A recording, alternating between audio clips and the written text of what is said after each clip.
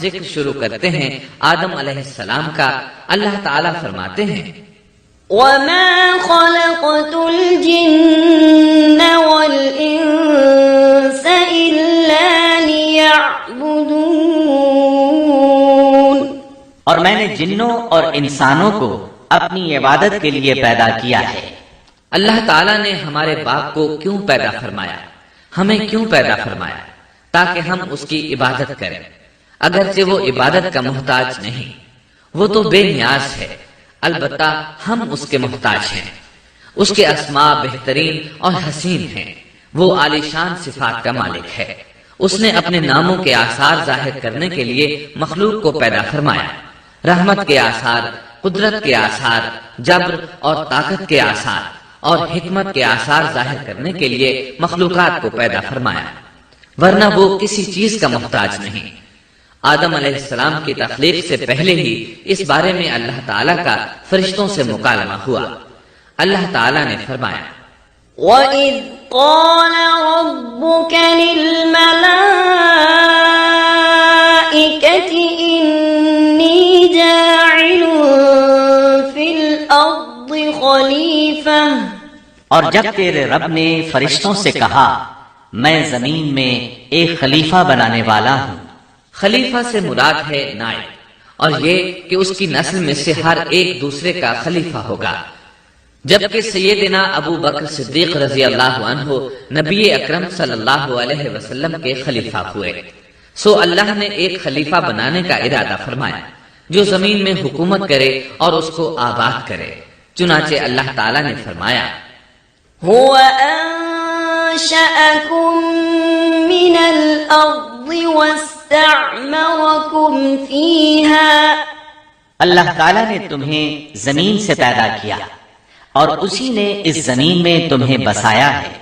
اللہ تعالیٰ کا ارادہ ہوا کہ زمین کو آباد کروائے، جبکہ جن اس قابل نہیں تھے، کیونکہ ان میں اس قدر عقل و دانش نہیں تھی کہ زمین کو پر رونق اور سرسبز و شاداب رکھ سکیں۔ علماء جنات کے بارے میں کہتے ہیں ان کا سب سے بڑا عقل مند جن انسانوں کے 10 سالہ بچے کے برابر عقل رکھتا ہے، اس لیے زمین کو آباد کرنے کی صلاحیت اللہ تعالیٰ نے انسان کو بخشی۔ اللہ نے انسان کو بہترین ڈھانچے اور حسین ترین شکل و صورت سے نوازا، پھر اپنی روح اس میں پھونکی۔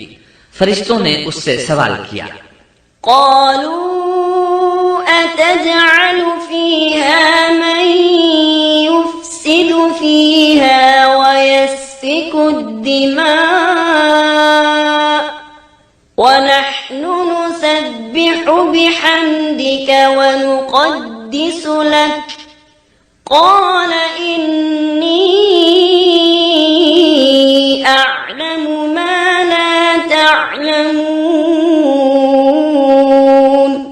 ایسی مخلوق کو کیوں پیدا کرتا ہے جو زمین میں فساد کرے اور خون بہائے، اور ہم تیری تسبیح، حمد اور پاکیزگی بیان کرتے ہیں۔ اس کے جواب میں اللہ نے فرمایا جو میں جانتا ہوں تم نہیں جانتے۔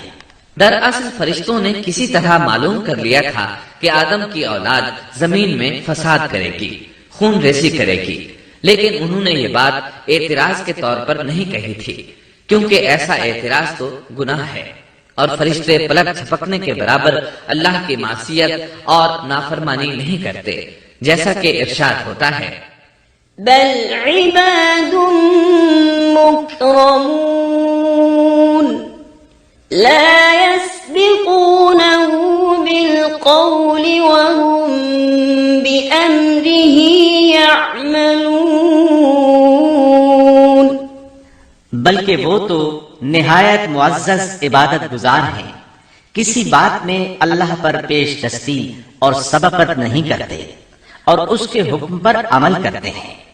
اسی طرح ارشاد ہوتا ہے لا يعصون الله ما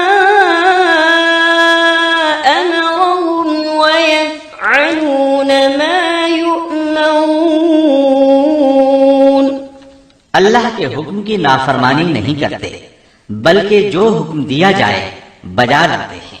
اس لیے فرشتوں کا یہ پوچھنا وضاحت طلبی کے لیے تھا۔ وہ تو انسان کے پیدا کرنے کی وجہ پوچھ رہے تھے۔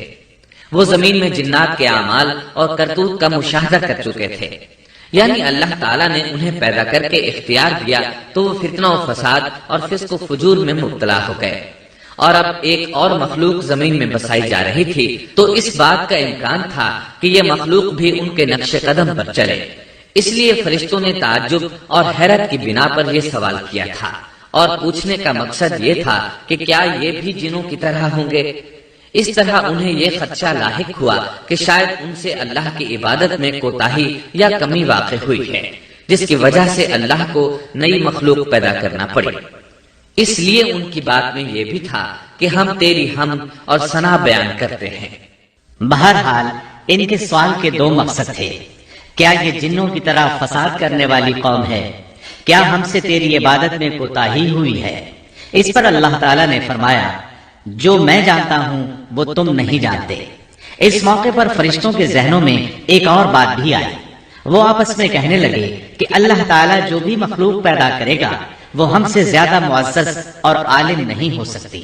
یعنی جب فرشتوں نے باقی مخلوقات کا جائزہ لیا، مثلا آسمان، زمین، پہاڑ، جن، چوپایوں وغیرہ کا، تو انہوں نے سوچا یہ ہم سے زیادہ مرتبے والی نہیں ہے، لہذا یہ مخلوق بھی پیدا ہو رہی ہے تو یہ ہم سے زیادہ مرتبہ نہیں رکھتی۔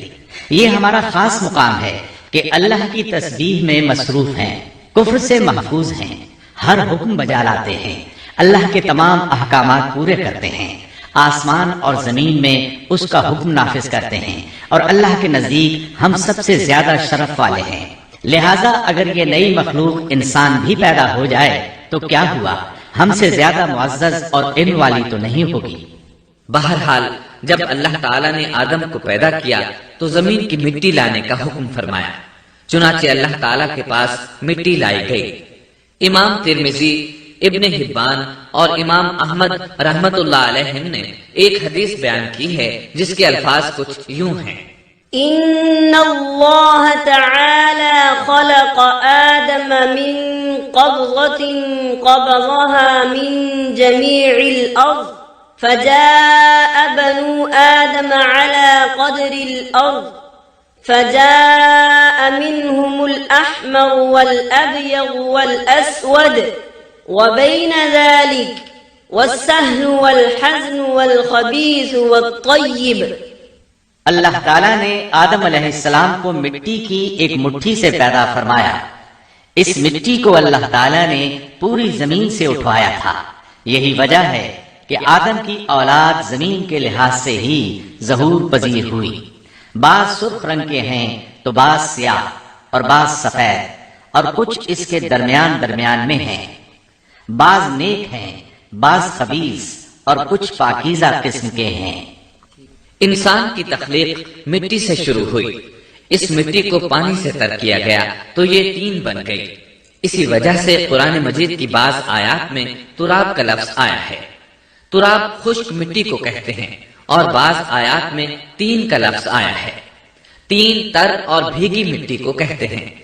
اللہ تعالیٰ فرماتے ہیں خلقہ من تراب، یعنی آدم کو تراب سے پیدا کیا گیا۔ مٹی کی عام حالت کو تراب کہتے ہیں، اور فرمایا إذ قال ربك للملائكة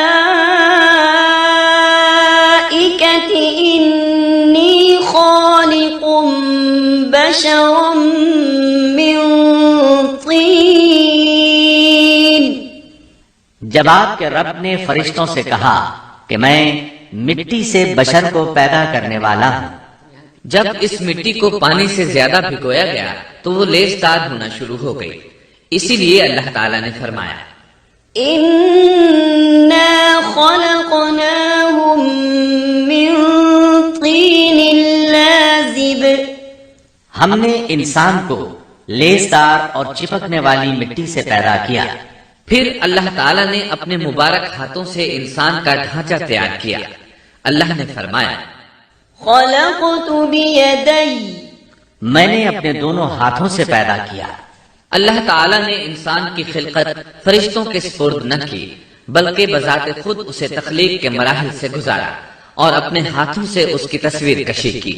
اللہ نے انسان کو پہلے ایک مورتی کی صورت میں ڈھالا، اس کے بعد ایک مقررہ مدت تک چھوڑے رکھا، یہاں تک کہ گیلی مٹی خشک ہو گئی اور اس کا رنگ سیاہ ہو گیا، بدبو آنے لگی، پھر وہ کھنکھناتی مٹی میں بدل گئی اور آخرکار آگ پر پکی ہوئی مٹی یعنی فخار ٹھیکری کی صورت اختیار کر گئی، جس سے مٹکے وغیرہ تیار کیے جاتے ہیں۔ سیاہ مٹی کو ہما اون کہتے ہیں اور بدبودار کو مسنون کہتے ہیں، اور کھنکھنا کر بولنے والی مٹی کو سلسال کہتے ہیں، اور ٹھیکری کی طرح کی مٹی کو الفخار کہتے ہیں۔ مختلف آیات میں یہ الفاظ وارد ہوئے ہیں۔ وَلَقَدْ خَلَقْنَاكُمْ ثُمَّ صَوَّرْنَاكُمْ، ہم نے تمہیں پیدا کیا اور پھر ہم ہی نے تمہاری صورت بنائی، اور فرمایا وَلَقَدْ خَلَقْنَا الْإِنسَانَ مِنْ صَلْصَالٍ مِنْ حَمَإٍ مَسْنُونٍ، اور یقیناً ہم نے انسان کو کھنکھناتی خشک مٹی سے پیدا کیا جو کہ بدبودار اور سیاہ گارے سے خشک ہوئی تھی، اور فرمایا خَلَقَ الْإِنسَانَ مِنْ صَلْصَالٍ كَالْفَخَّارِ، اللہ نے انسان کو کھنکھناتی مٹی سے پیدا کیا جو کہ ٹھیکری کی طرح تھی۔ ان تمام آیات کریمہ میں کوئی تناقض، تعارض اور اختلاف نہیں، اس لیے کہ ان مختلف آیات میں انسان کو اس کی تخلیق کے مختلف مراحل کی یاد دہانی کرائی گئی ہے۔ خلاصہ کلام یہ ہوا کہ تخلیق کے عمل کا پہلا مرحلہ تراب تھا، یعنی عام حالت والی خشک مٹی، پھر تین یعنی بھگوئی ہوئی مٹی، پھر لیسدار مٹی یعنی سلسال، پھر ٹھیکری کی طرح کی مٹی یعنی فخار، اور یہ کام جمعے کی آخری گھڑی میں کیا گیا، اور یہ دن اللہ کے لحاظ سے شمار ہونے والے دنوں میں سے ہمارے دنوں کی طرح نہ تھا، ہمارے اور اللہ کے دن مختلف ہیں۔ تخلیق آدم دراصل اللہ کا کرشمہ ہے، انسانوں کو ایک صورت عطا کی گئی